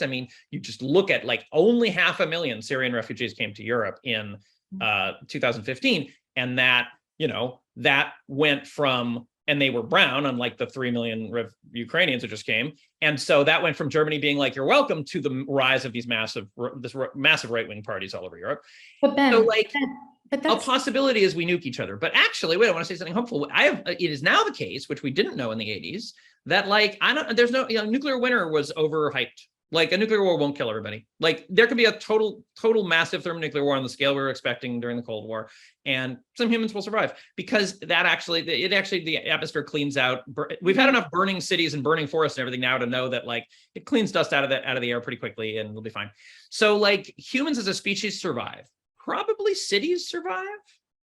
I don't know. It's just what on the level of evolution and the species and so on. It's I think these are interesting times, but it's only on the level of 20-year planning for this school board, where I'm like, okay. Yeah. No, I had a thought and I think I've lost it. Sorry. So let's transition to the what do we do as writers? Talk about the writing stuff. Well, so it's interesting. A few years ago, I had this moment of oh my God, I'm not writing about climate change. I should be writing about climate change. I haven't written anything about it, right? And I basically still haven't. I've got tiny little bits of it in various stories. And I, started working on well, maybe I can edit an anthology, at least, even if it's not my main focus. I can help bring a bunch of different voices out. And I still might do that, but it's tough because it's not my main it's not Sure. what I obsess over, right? Yeah. You know, Yeah. I write about Sri Lanka and the war and how people cope in the aftermath or during that kind of thing. And I write about small family stories around ethnic conflict and gender violence and so on. Like that's my focus. And I'm not going to be writing the great ecological SF novel. Like that's super clear, right? So, I feel bad about it, right? This is like Amitav Ghosh, right? Had this series of lectures he gave in Germany that were collected into a book. I will look up the name of it in a minute. That were super interesting. He came and presented some of it here. I got to introduce him at the Chicago Humanities Festival. And the premise was sort of that, he was asking the question of like, why has there not been the great climate novel, right? The great ecological novel. And his argument, and he kind of put science fiction aside, which I think was very interesting. It pissed a bunch of people off at the time. But I think what he was sort of saying is science fiction, like Mad Max, et cetera, so on, it doesn't feel kind of real enough for people to take it seriously, right? Like people use it as a thought experiment, but it doesn't scare them, right? It doesn't scare them enough to promote change. Whereas, and his argument for finding this, The Great Derangement is the title of the collection, Climate Change and the Unthinkable. And his argument is essentially that like, it is so enormously scary and like that we just keep failing to come to grips with it, right? That, and I guess he didn't quite say it's impossible to write a great contemporary novel that really does, but it's very difficult, I guess. I actually like that he's bracketing science fiction in a way, because I think there are two different problems. Yeah. Like in some ways, like, so on the science fiction side, like I think actually, well, I mean, I'm in the middle. I just began Kim Stanley Robinson's Ministry of the Future. Like Kim Stanley Robinson has been, this is his life's work for the past like 10, 15 years at least. Is like these novels that attempt to grapple with this on various scales. I mean, including farther future stuff in which it's much more, which is not as directly about that, but the Ministry of the Future begins in 2023, and it's very much like a very nuts and bolts, like right now, how does the climate catastrophe unfold? But it is science fiction. I think there is a real question in a way for contemporary, when we talk about non-science fiction, when we talk about that tradition that I think goes in, like the literary, we in Skiffy like to call it mainstream. That's actually not a word that means anything, right? Like there's nothing more mainstream than the MCU. But contemporary is also a funny word, because it's no longer really contemporary, is it? It's actually the literature of the late 20th century. So this interiority centric literary, interiority centric, style centric, well, I would say realist. No, realist. Yeah, I guess like that is the term that has traditionally been used, and I feel like that can still hold up. But it's funny because it's what we're essentially talking about is realist literature's lack of realism, right? Like we're talking about, that is the crisis of realist literature in a way, is that, I mean, I'm not by any means the first to say this, but it's, and I don't want to say it glibly like everything is science fiction now or something. I think it's a really interesting thing that he's pointing to, because that literature is built around the notion of a stable world. It's built around the notion that the world outside is essentially a known quantity, and we're focusing on these small momentary emotions, or not just momentary emotions. It could be great family sagas or whatever, but we're focusing on the like interior emotional life of people as the center of the universe. And that I don't know, I'm not saying that it can't adapt. I think it will. I think it'll be very interesting. But I think that I wonder whether that kind of realist, contemporary, mimetic, literary, whatever we call it, like that fiction is going to suffer a inflection point, like the Jacobean revenge tragedy, or the epic poetry, or something. You know what I mean? I wonder if that's it's like it's gonna have to become something different in order to, because or just become a a niche literature of people who are reading it for the comfort of the idea that the world is not changing around them. I mean, it's interesting, right? Because we have many great war novels, right? And if you look at like Indian literature, and Pakistani literature, there's all of these amazing partition novels. Right. No spoilers. I'm almost at the end of season 1 of Miss Marvel, and they're doing incredible things. Oh, I'm sorry, so no spoilers for the beginning. Yeah. So they're doing incredible things with partition, and it's fabulous.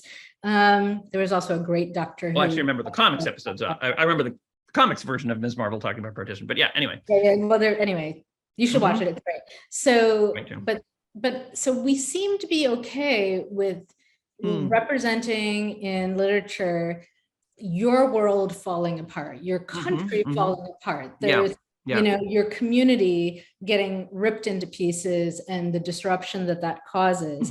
But the difficulty is then imagining it on a planetary scale. And this is, I'm also thinking about pandemic literature here, right? Which is, like Emily St. John Mandel's recent Station 11, right, is a post-apocalyptic novel, near future, world ravaged by the effects of a virus. Again, though, that's kind of science fiction, right? Like, I mean, at that point, we're talking about science fiction again. Like, why is it science fiction, right? We just went through a pandemic, right? And it's set contemporaneously, pretty much, right? Well, Station 11 is set. Or maybe a little. I mean, it's a bigger pandemic that has really depopulated the world, and like cities have fallen. Yes, and we have post-apocalyptic novels. We have things like David Brin's The Postman and so on, right? Where you do have. I'm not saying, but again, that's science fiction. Like, I'm not saying science fiction can't. That's part 2 of this. Is like, how science fiction deal? Well, okay, but that's my question. No, so this is what I'm trying to get to. Hold on, Ben. Which is. Okay, let's say you write those novels and you don't set them 100 years from now. You set them now, right? Like, there's no reason you couldn't write the pandemic novel in which most of the world is devastated now. Would that be science fiction, or would that be just realist fiction, right? What, like, does it function differently? If you write a novel set in 2024 in which a new pandemic emerges and wipes out 99% of the population, right? That is science fiction. I don't want to quibble about the definition of science fiction, but and there's not a sharp line, and obviously there's, is it your chocolates and your peanut butter, and genres are threads interweaving. But what I'm saying is, a science fictional tool is to posit that a more lethal pandemic arrives than the one we have.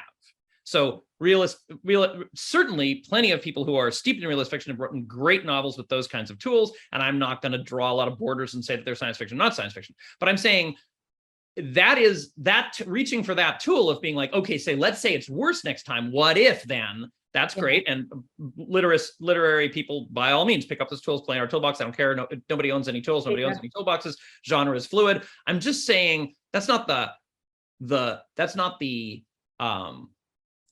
answer to the question of how, with the tools of a John Updike novel, you talk about a world in which people do not expect. And I actually think your point about war novels is well taken, because people do consider The Naked and the Dead or whatever. They do consider like those novels to be. Apparently, you can have realist war novels, but. And so probably that's what'll happen. Maybe maybe what I'm talking about is just them keeping pace. So they don't write about refugee camps until they're in the refugee camp, which is fine. Right.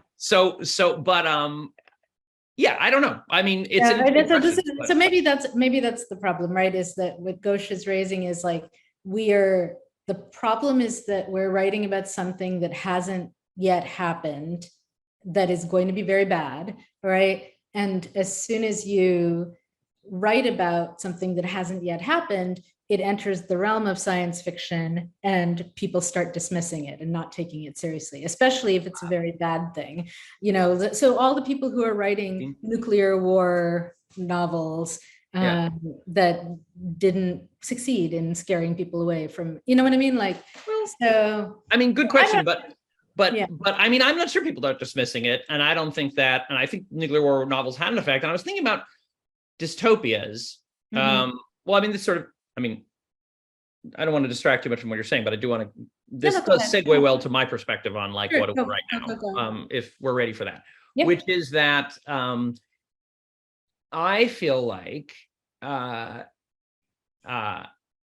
was thinking about dystopias. I mean, I was thinking about the fact that like this increasingly dystopian, I mean, climate change is the big thing, but also like I was saying, politically, you know, and so on, like the sense, the increasingly pervasive sense that we're quote unquote living in a dystopia, and writing like and I have, so here's where I am right now. Like at the moment, I'm sheltered from this because I'm writing this thing set in 1881, which is a perfect in which a vast storm is coming. It's just in the middle of the first pogroms, right? The first big pogroms in the Russian Empire, which were going to, you know, define the existence of the Jews leading up to this enormous outmigration and then eventually the Holocaust and whatever.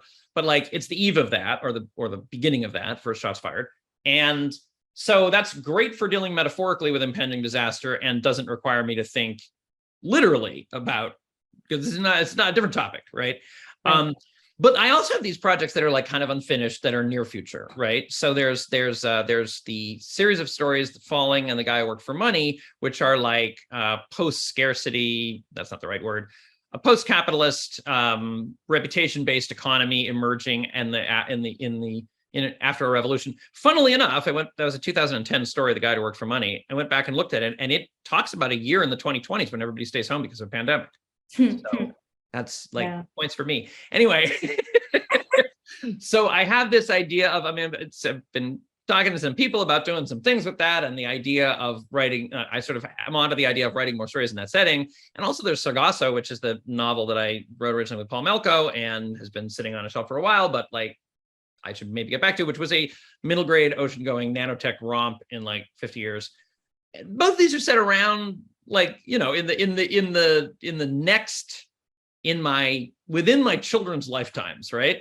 And so I'm going back and looking at these stories, and they're so that, you know, the original impetus for these projects was the early 2000, you know, I won't say silly, but poignant in retrospect techno optimism about, you know, I don't know, 3D printing, 3D printers that 3D print everything and with free energy, and like, you know, uploading ourselves, and, you know, like which I didn't like the uploading ourselves part, but, you know, that whole gonzo doctrovian, like we're on the verge of, you know, the impact of massive shifts in technology on social change, and like maybe everything works like open source, and like it's a hack your way to communist utopia. Anyway, that or not, like, so I wrote a lot of stories like interrogating that and looking at like the seamy sides of it and the complicated heterotopianness of it.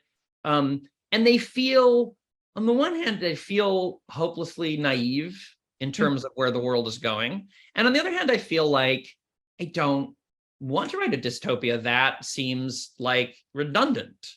Like, I actually think that project is interesting. I actually think the interesting thing to come to these stories is to come to them with the notion of like, yes, that's a really interesting creative challenge to write like a hopeful and utopian story about like, which realistically bases itself on now, like update the background of this to now, what I actually think is going to happen. And like, what would that, and I don't buy that my hopeful thing is going to happen, but I think it's a more interesting and useful project than, and which is not to throw dystopias under the bus, because I actually think that the dystopias, particularly the wave of dystopia, recent wave of dystopias. So there's a bunch of dystopias from like the 30s and the 40s, that are the classics. And then there's a bunch of like, there's like Hunger Games sparked this bunch of commercial dystopias, which took the dystopian worlds of the 20th century and merged them with like this young adult hero's journey, right? Where like and it turned out to be this perfect formula. Why did nobody think of this before? I mean, some people have, there's like The Giver or whatever, but like, why did nobody think about the fact that like, it's a great metaphor for young adulthood, that you're trapped in like a totalitarian world based on horrible principles in a terrible future. And like, that was greatly like, and I think that those stories had a huge impact. I think it gives people a vocabulary. I think that those dystopias have informed the discourse profoundly, like just the reaction to Roe, where everyone was like, Handmaid's Tale, it's the first thing out of everyone's mouth. Yeah. Those kinds of dystopias have been very powerful for making real to people how things can go wrong. But I also feel like in this moment for me, like, I feel like they've kind of done their work, like ought to be pretty clear now how things go wrong. So I actually think what's harder to imagine is how we come out of this. Like, I think what's harder to imagine is what would help. And that is hard for me to imagine, and therefore something that I want to tackle. Yeah, in like 2018, 2019, it must have been, so it was when Trump was elected, right? So I was actually invited to submit stories to both a dystopian project and a utopian project. So within a short period of time, I wrote both of those and they were published. The dystopian one was for an anthology called Welcome to Dystopia. And it was essentially, Trump's been elected. What's the terrible thing that's going to happen, right? So in this story, I was, thinking about what are my fears in the Trump administration. And so there's a family that they have a 12-year-old girl they're taking to get an IUD because birth control is getting hard to access. And if they don't do it now, they might not be able to in a few years. There's a grandmother who is being deported because she wasn't born in the US and is being sent back to Sri Lanka. There's a mixed race son who is dark skinned and they're worried about his safety. So all of that was, it was interesting. I would say that writing dystopian fiction, which is not what I typically do, was a good way of kind of processing my anxiety. So I found it helpful for that. Like, let's make it worse. How bad could it be? Let's imagine that, write it down, and how are we going to cope with it? Actually was helpful to me. The utopian story was very different. It was for the X Prize, and their whole thing is looking for technological solutions for a better tomorrow kind of thing, right? They fund all of these different projects. And in that one, someone jumps forward in time a couple hundred years, and they have a cure for the cancer that was going to kill her. They have people live in a much more like planty kind of environment, things like this, right? So that was also great in terms of thinking like, okay, here's a whole bunch of problems that are going to get solved. And you know what? Humans are still humans. And what are the problems that they're going to be dealing with at that point? So that was really interesting too. I think neither mode is what I typically want to work in. I think what I work in generally is adding nuance, I guess, is what interests me, right? Is, if I'm writing a war story, there are sort of thin, cliched, standard versions of many things that happen. And what I want to do is add nuance and complexity to the narratives and bring them closer to reality and hopefully instill compassion, I guess, is a lot of it. I feel like when we flatten things, this kind of goes back to what we were saying earlier at the very beginning of this about kind of the depth that gets lost in Zoom interactions sometimes and so on, right? When you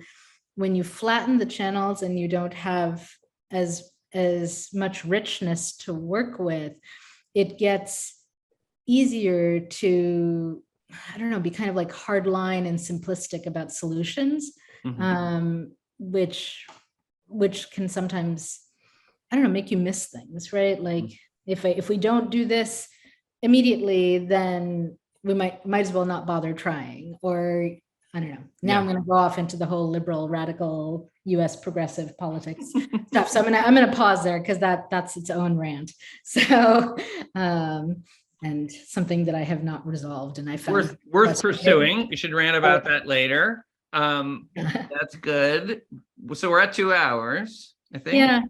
So I think, I was thinking we should maybe like start wrapping up. I think I'm okay with not being a utopianist or a dystopianist generally. I don't think I don't think everybody's job is to do everything. And I don't mean to, I didn't want to frame it like, Marianne, you need to write the great climate novel. I more just mean, how does this inform the project? Like, is it, maybe it doesn't, but like to some extent it's like, it comes as it creeps in, right? Like in my sci-fi, one of them is set on a terraformed world. And there is a point in which some of the people have an argument about the ethics of terraforming, right? So like there's a I think it might even reference the Great Oxygenation Event. So, Well, that would also be interesting in far future. I mean, actually, something I think is interesting on Creedy. Here's what I want to. Here's my ask for how this shows up in your fiction is, how do they think of us? Like, there's an interesting question about, like, from our perspective, those people, we're like, it's like the Black Plague. That's like the distance in time, or it's like or it's like the colonization of the Americas, like Ferdinand and Isabella or whatever. Like, that's the distance in time. What kind, there are stories you tell about different sort of ways in which we flatten out the notion of, this is what the Crusades were. Here's our 2-sentence summary. This was our take, or like, this was the Mongols. I mean, it's like Genghis Khan, bad guy, took everything over. Mongolia, they don't see him as a bad guy, but anyway, you know what I mean? Like, you get some. I want to know, what is there, like, it'd be fun for just at some point for them to be like, oh yeah, the 21st century. Yeah, that's when. I was just watching the Orville, and they like went back into, Orville is like this Seth MacFarlane like Star Trek parody show. But they go back in time, and they are to the 21st century, and they are so dismissive of the people of our era. They're like, these people were horrible, and like, how could they behave so badly? It was kind of hilarious. So I don't know. It's interesting because, I mean, what is interesting is it's like we are presiding over the 6th great extinction, right? Like we're not just like, I mean, it was terrible of us, but on some level it's kind of badass. So thousands of years from now, people will be like, oh yeah, that was the generation where they were right up there with cyanobacteria. I mean, they murdered like 80% of the world's. That's fuck. I mean, those guys, you gotta take your hat off. They were. It's kind of like the I don't know, some. Like it's a jackass thing for us to do. We didn't do it on purpose, but people. Well, we won't be forgotten. That's worth noting. I don't. We made an impact in the geological record. Yeah, I don't think most people are aware of that, right? Like, I mean, so I don't know that.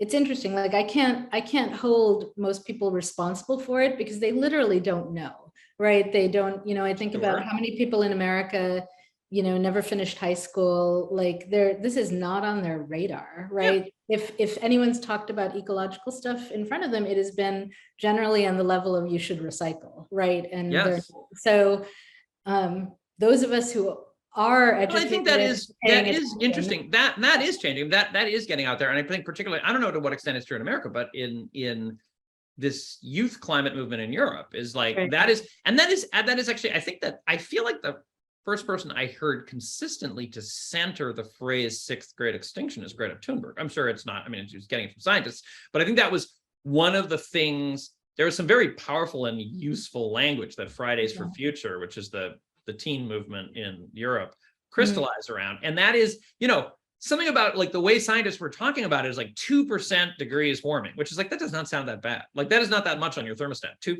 degrees, whatever. But like 6th great extinction has a whole different ring to it. Like, in the entire history of life on Earth, there have been 5 previous times in the geologic record where the number of species precipitously drops and the world underwent a great cataclysm. And this is the 6th. Like, that's what's happening now. We are doing that. Like, that's great languaging and 100% accurate. It doesn't it's very short. Like, it doesn't require a whole essay to say that. Like, once you've made that point, people are like, oh wait, really? Anyway. Okay.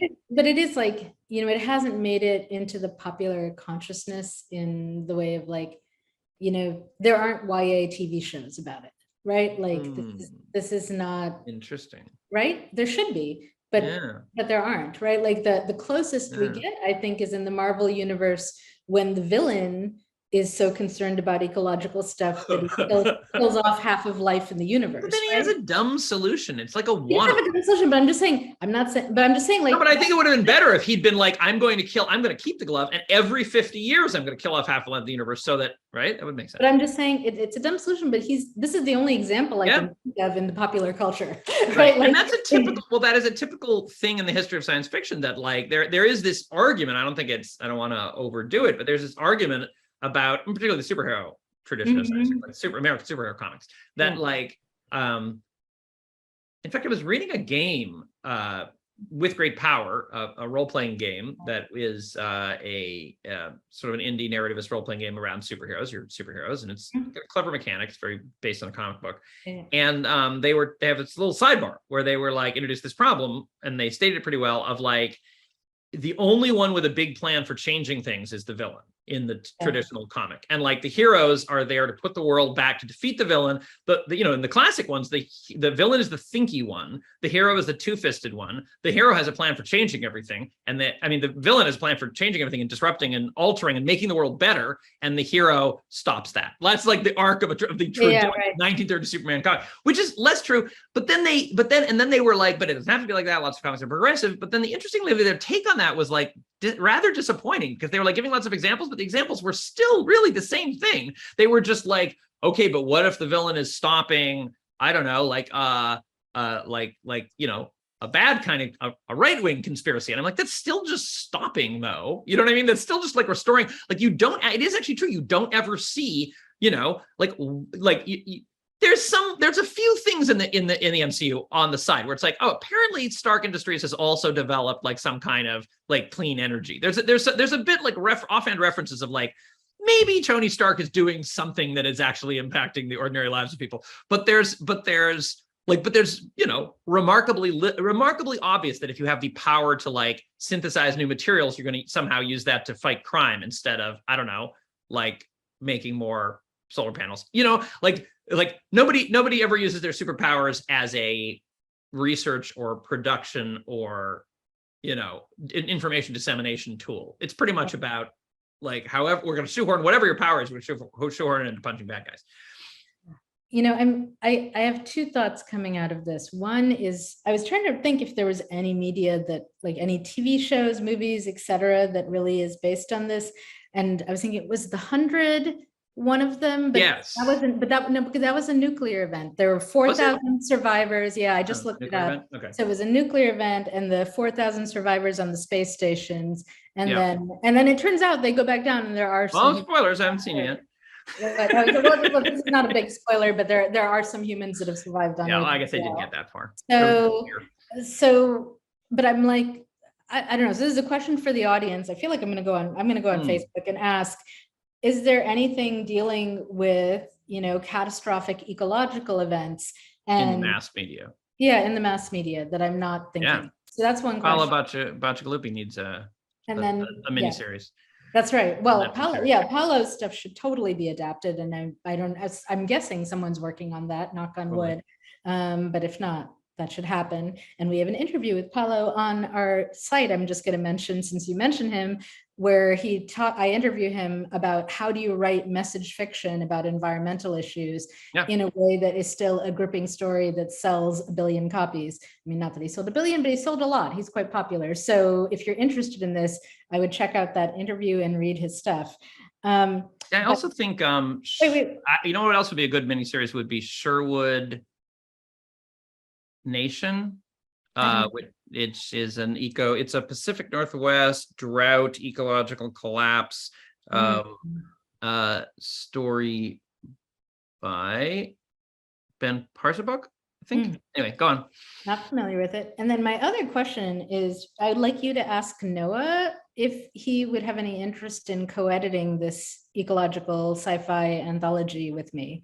Okay. Because I kind of like, I want it to happen, and I know how to edit an anthology and how to edit the fiction, but I'm like, the ecological stuff is not my specialty, right? So, and since Noah is working intensely in this area, it might be a good, you know, he could be a guest editor or something. I'd love to talk to him about like, I'm trying to think how to put this, like, you know, what are like the 10 things? I'd love to be able to give writers prompts, right? Like, in the next 10 years, this is what we expect to see. This is what the scientists think is going to happen. Boom, boom, boom, boom, boom, boom, boom. Yeah. Right? And now write us stories based on those scenarios. I think that would be a super cool book to put together, but I don't know what the scenarios are. So I like how we never get through an episode without you pitching an idea of a new project that you're going to take on. But yes, I'll ask him. This segues to another ideas for season 2. I'll note that Vandana Singh has been working on stuff like this. Okay. I'm also going to reach out to her, but go on. The ideas also in the column of ideas for season 2 or maybe season 3.